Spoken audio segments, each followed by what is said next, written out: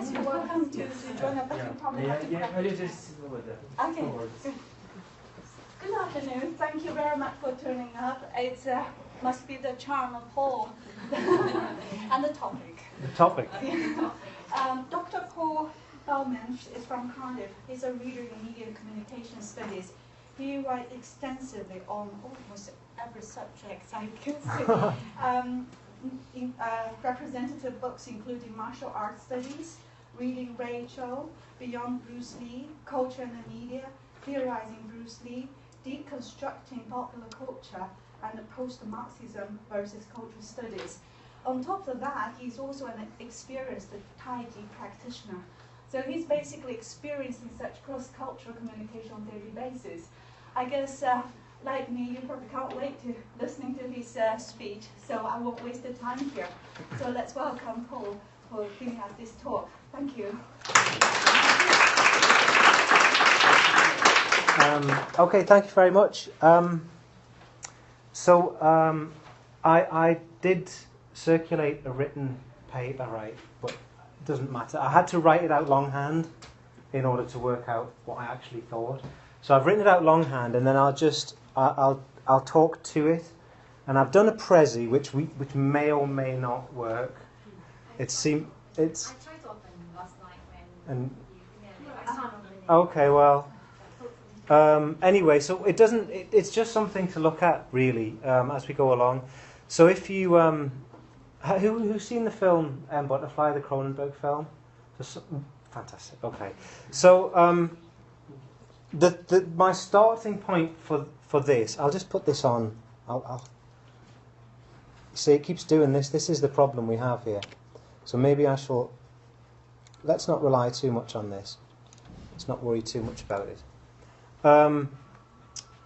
So the reason I've started from this is because Ray Chow wrote an essay that was published in 1998 called "The Dream of a Butterfly," and it's a reading of this film that she uses, in which she critiqued and interrogates the way that academics are using the notion of Orientalism, which comes from Said's 1978 book Orientalism. So everyone knows about Orientalism, and everyone is familiar with it. And also, we kind of train our students, or if we are students, we learn to identify it very quickly. So you see a Hollywood representation of China or Japan, and you see stereotypes, and you go, meh, meh, meh, Orientalism, and then you start denouncing it, and you go, that's shocking, outrageous, Hollywood Orientalism, right? So any representation of the Middle East, the Far East, is called Orientalist.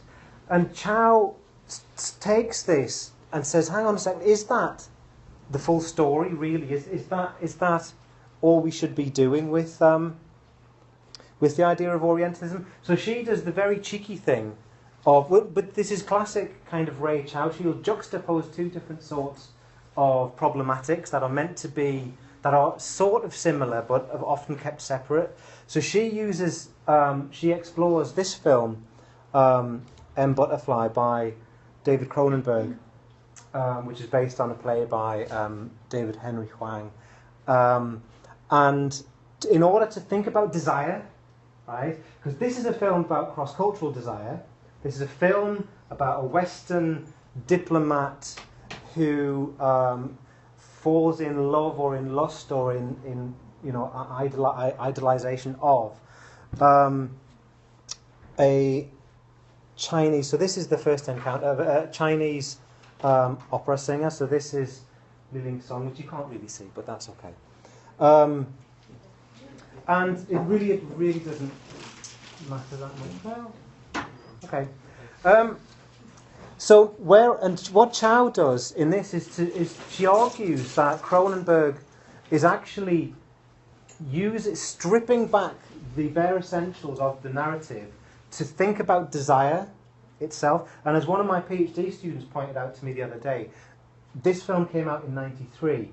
Cronenberg's next film was Crash, which is a film about sexual perversion and the desire to have sex with wounds and scars and amputation and so on. So this is a film. I think that justifies Chow's reading of this film.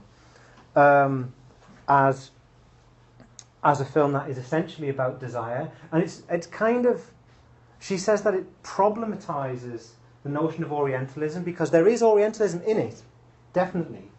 Every time you listen to René Gallimard talking, he kind of orientalizes Song, and she's his butterfly. He idealizes her. She's not a person for him. She is something about China. She is some kind of Orientalist stereotype.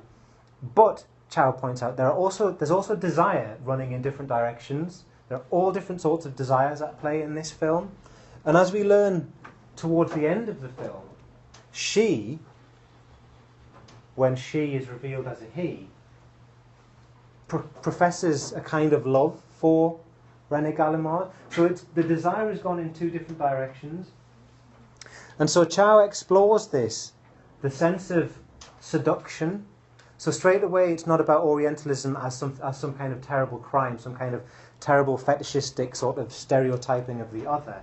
But what is it? What else is going on there? And she thinks through in terms of Baudrillard's idea of the lure,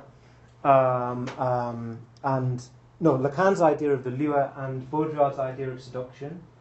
So she carries out a Lacanian psychoanalytic reading of, let's go back to the prison scene, a Lacanian psychoanalytic reading of the play in those terms. And she argues that there's something quite interesting going on, because in this final scene, when René Gallimard and Song are together in the prison van, and Song kind of undresses and shows himself to be just a naked man, and who basically says, let's start again, let's cut through all of the crap. Gallimard kind of turns away in disgust. He's like, how could you even think that I would be interested in you? Like, you're just a man. The thing that I'm in love with is a woman invented by a man. So when Chow reads this, she talks about what Lacan calls the non-coincidence of eye and gaze, of the eye and gaze. So in Lacanian psychoanalysis, this is quite an interesting problematic, which is, it structures a lot of kind of Lacanian readings of everything. So, for example, if you, Slavoj Žižek, who I have immense problems with Slavoj Žižek, but makes some very interesting points which really kind of illuminate Lacanian, the importance of the gaze and fantasy in psychoanalytic understandings of identity. So Žižek, for example, gives the example of a basketball player who's a superstar basketball player who's, slam dunking and all the rest of it. And Žižek says that the investment, the fantasy of that basketball player is not to be on the pitch, to be on the court, shooting hoops and scoring goals or whatever it is you do in basketball. But actually, it's in the moment of enjoyment afterwards when you go back home and you watch the video of your own performance and imagine your fans watching you thinking you are great. That's so your sense of identity is completely imbricated in your fantasies about what you think other people might see you as. So already you've got this. So for Lacan and for Chow, it's a non-coincidence of eye and gaze. So Lacan puts it as something like, you never see me like where I think I am, and I never see what I hope to see in you, because we're always fantasizing about the other. So straight away Chow is kind of deconstructing, by using psychoanalysis, the idea of any simple communication or encounter or relationship or desire that's not already overdetermined by misrecognition, by some kind of misconception, some kind of fantasy, some kind of stereotype, some kind of idealization, and some kind of non-coincidence of what I'm looking at with what I'm seeing. Because the object of my desire, in this sense, is not actually the thing, it's not actually the person. Now, Žižek goes further, right? And Žižek, in another essay somewhere, argues that if in Lacanian terms, in the psychoanalytic theory of Jacques Lacan, the truth of sexuality, the truth of sex, is not the act of two becoming one and in some intimate, unmediated bonding, but actually in the physical act of sex, says Zizek, it's still a relationship of fantasy. So the two lovers who are even looking closely in each other's eyes, they're not actually seeing each other, they're seeing a fantasy object that they have constructed. So Zizek then takes the next necessary step, if you are Slavoj Žižek, and you have to make jokes about everything, to argue that the truth of sexuality is not heterosexual copulation, but masturbation. So for Žižek, sex is essentially a kind of masturbation. It's essentially a kind of aided masturbation, right? Which always reminds me of a joke that a rugby player once said to me, which was, sex is all right, but you can't beat the real thing, right? But so that's Zizek, and that's Zizek taking Lacanian theory in one direction. But I think that Chow takes it in a different and more interesting direction, because she doesn't take the full kind of Zizekian leap into fantasy as an imposter. So Zizek's a Lacanian, and for Lacan, the subject is always a barred subject. Like our relationship with ourself, we can't have a truthful relationship with ourself because it's constructed by a fantasy. We can't have a truthful, unmediated relationship with any other because it's constructed in the way, getting in between us is a fantasy, whether that's a stereotype or some kind of problem of any other kind. But Chow kind of goes, yeah, we've got that, we get that. But what can we do with that? And I think that Chow's exploration of it moves us into some quite interesting ways of thinking, because it's almost like for Zizek, or for like a hyper-Lacanian approach, our identities are organised by fantasies, and that's it, and that it's all masturbatory and it's all kind of internal to self. But there's a different take on it, which is the sense in which the argument in psychoanalysis or psychoanalytic cultural theory, which has been quite widely known or widely thought since the 1980s, that desire and identity are so interconnected that you can't talk about the one without talking about the other. So this goes all the way back to people like the first book that I read this in was a book called The Subject of Semiotics by Kaja Silverman, which was published in 1982. And I think that this is an interesting correlation. There's an interesting set of questions about the nature of desire, the nature of my desire, right? The nature of your desire, the nature of anyone's desire.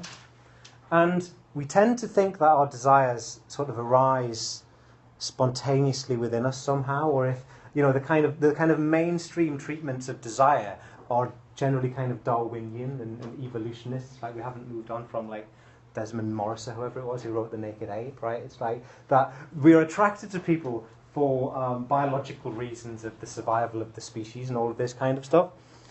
But the idea that a certain set of fantasies might make you attracted to someone or some idea of something is interesting, because that suggests that although our desires don't necessarily arise within us, they can actually change us. So I'm interested in the question of desire. Is desire something that you can choose? Right? Is it something that you can choose? Is it somehow preordained? That doesn't work for me. So how does desire grow? How in a film like M. Butterfly does it become kind of so all-consuming to the extent that at the end of the film, René Gallimard realizes that he's desiring something impossible that could never be true, and his identity kind of implodes. He dresses himself up and he puts the makeup on, and then he kills himself very in a public performance, in a kind of play in prison, and it's a really bizarre and powerful scene which I shouldn't be looking at because it's distracting me from what I'm trying to say. But the question that interests me is in terms of Ray Chow focuses on the idea of the lure, seduction, and the kind of the growing of desire. Like presumably at the start of M. Butterfly, Song was not actually attracted to René Gallimard. She was carrying out her role as a spy, working for the Chinese government. But by the end of the film, the man who was presenting himself as Song clearly loves René Gallimard. So how does that happen? Whereas the kind of reverse movement has happened for Gallimard. He's now repulsed because of the physical reality of the person in front of him. That's not what he was in love with at all. So this got me to thinking, if Chow is focusing on the start of desire and the start of the relationship, and if identity and desire are really complexly involved in each other, in what we desire either says or causes something to do with our identity to change, perhaps. I'm wondering if this is something that we can let happen or something that we can resist, or that's quite interesting. But what happens at the other end? So René Gallimard here is about to kill himself. He's about to just break the mirror and stick it into his throat. What happens when you see through the kind of myth and the fantasy of the object of your desire? Does that kill the desire, or what happens at that stage? So, in thinking about this, I was thinking that when Ray Chow displaces the question of Orientalism away from questions of racism or questions of colonialism, and she displaces it onto the question of the formation of identity and subjective desire. If we think about the term cross-cultural desire, we automatically, or we may automatically, or maybe this is just me, if we play that game, what's the first thing you think of? Cross-cultural desire. Ooh, sex. Ooh, oh, damn. Did I say that? If we move the word desire and put the emphasis on cross-cultural, and we start to displace these questions away from physical attraction and sexuality and so on, and into the realms of culture, then that can be quite potentially illuminating. So I'm thinking about the kind of there's a long history of cross-cultural desire,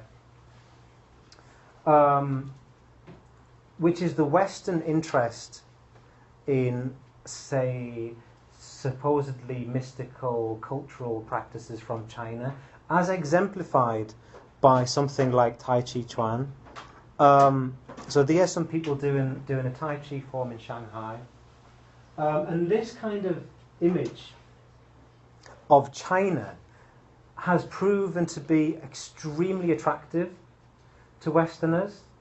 And the question is that Orientalism? Well, yes, it often is. Well, straight away. So the study that interests me here is a book by a guy called Adam Frank, who wrote a book that came out in 2006, the PDF of which is now freely available online, called Tai Chi Chuan and the Search for the Little Old Chinese Man. And the subtitle is Understanding Identity Through Martial Arts. And he talks in that book about the fact that, so he's from America, he's in North America, and he's encountered Tai Chi Chuan, and he thinks it's great, and he loves it, and he wants to go to China to learn it. So he goes to China to learn it. And as he's going through the process of learning, so there's him and there's students from all over Europe and from elsewhere. They've all come to Shanghai because they want to find real Tai Chi, right? They want to find ultimate Tai Chi. They don't want hippie Tai Chi that you get in North America. So they have an idea of the authentic, an idea and a fantasy of the real, and a fantasy of the true. And he comes to the realization that actually what he's looking for is an impossible Orientalist construct of a little old Chinese kind of temple abbot or something with a white beard. And these images have all come from the Western media, predominantly the Western media, but also from certain types of Chinese legend and so on as they've been translated into different cultural contexts. And this causes him an immense problem, and he discusses the way that in which some people get there and they go and they spend months learning Tai Chi, and they go, oh, there is no little old Chinese man. This what I'm doing is I could be doing this in Europe, I could be doing this in North America, and that kind of shattering of the fantasy. What happens at that stage? So this causes some people obviously to lose interest, because all of a sudden, when you realise you're not going to turn into a Jedi Knight, which so this is Hollywood appropriation, isn't it? The Hollywood appropriation of Orientalism in Star Wars. The Jedi Knight is a Shaolin monk, isn't he? And the Force is Chi, of course. Yes. What happens when you realise that that's just a fantasy? That there's a real thing that you're doing that is very, very different, or somehow a little bit more disappointing. And this is the thing that interests me, because Adam Frank argues, maybe if I look at my own notes here, I could get back on track in some way. I am on track. I'm perfectly on track. I just momentarily forgotten what I'm talking about. So one thing that Frank keeps reiterating throughout the book is that identity moves. It's a phrase that he keeps using, identity moves. So identity is always a kind of conjunctural, contingent construct. But if you kind of marry his idea to the post-structuralist cultural studies type of assertion that identity and desire are complexly imbricated and involved from each other, why does your identity move? Your identity moves because your desire moves, maybe. So, optimistically, my suggestion is... Oh no, there's a few different suggestions that I would possibly make. We've had enough Tai Chi, haven't we? Let's see where... We've never had enough Tai Chi, by the way. I put one quotation up on the screen here. So, one common thread that ran both through the fieldwork and archival research for this book was the desire among both Chinese and non-Chinese practitioners to find a teacher who embodied the Tai Chi Chuan they had read about in books or seen in movies, or about whom they had heard stories as a child. While such tales of power did not dominate my interactions with fellow practitioners, they often found their way into our conversations. It was certainly at the heart of my own initial impulse to travel to Shanghai and to meet the then 87-year-old Ma Yueliang for the first time in 1988. So there's a lot going on here. You can see that, yes, there was something kind of Orientalist in his desire to go all the way to China. But at the same time, as I said, this was shared, this fantasy is shared equally by the Chinese practitioners.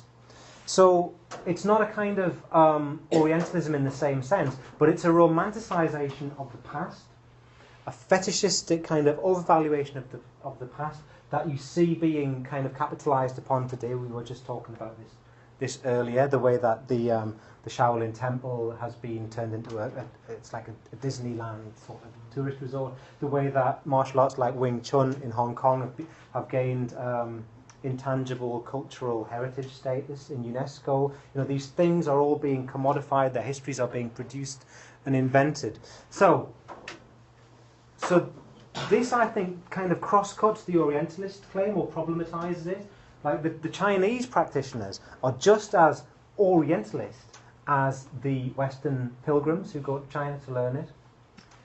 And then there's an expression here, there's a phrase in here that I really like. While such tales of power did not dominate... Oh, before that, images that we'd seen in movies or in books, the Chinese representations of martial artists and Taoist immortals and all the rest of it are just as impossible as the Western representations of the same.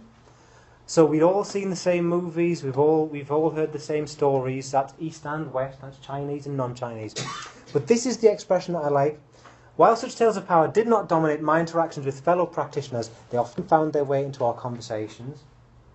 So I think that there's something really important here, because when you are doing Tai Chi,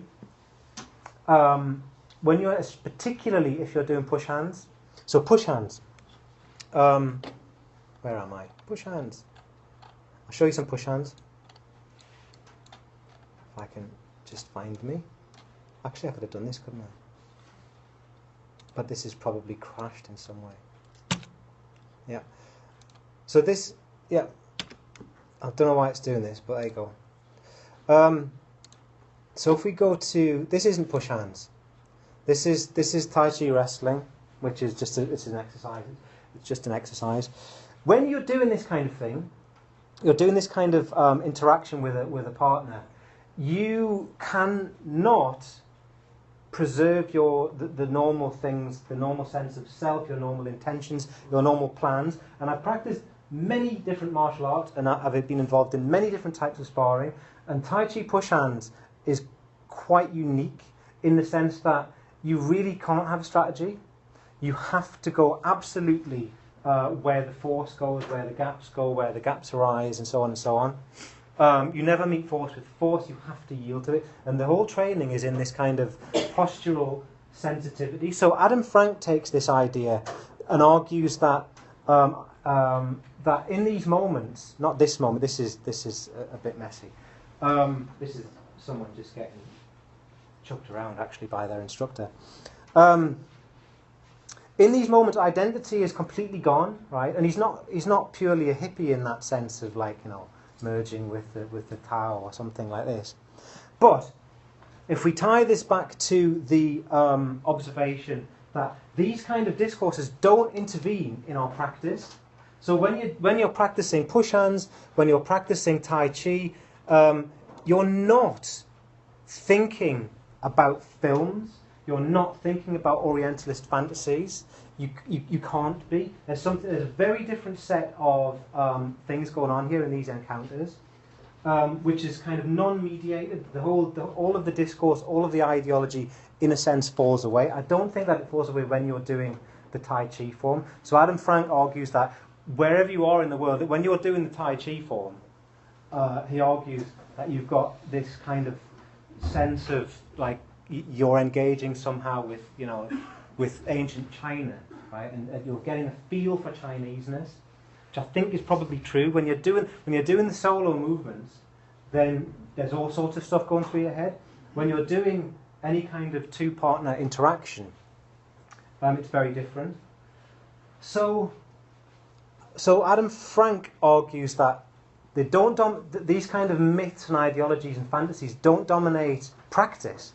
They do dominate the conversations afterwards. So that led me to start thinking about, well, the sense of identity moving shows that we don't have one identity all the time. So 1 minute, if I'm talking about Tai Chi, I can have a very different identity to the person who's practicing the Tai Chi. So I think that the sort of physicality of the encounter makes identity fall away and leads to a sense in which, if for someone like René Gallimard in M. Butterfly, reality can never live up to the fantasy that he's constructed, I think that the opposite can also be said. That when you're actually involved in the cross-cultural practice, the cross-cultural activity, the cross-cultural encounter, the initial myth or fantasy or desire does not live up to the pleasures and satisfactions and things that can't be expressed, that you can't have known in advance. So I'll finish off, because these things are always more interesting when it's just a conversation than when it's just someone talking. So I'll skip to the conclusion. And the conclusion is connected to the idea of the cross-cultural encounter. Now, in the first draft of this that I wrote, I went on a bit of a tangent about the Tai Chi that I learned in Britain, in England specifically, actually.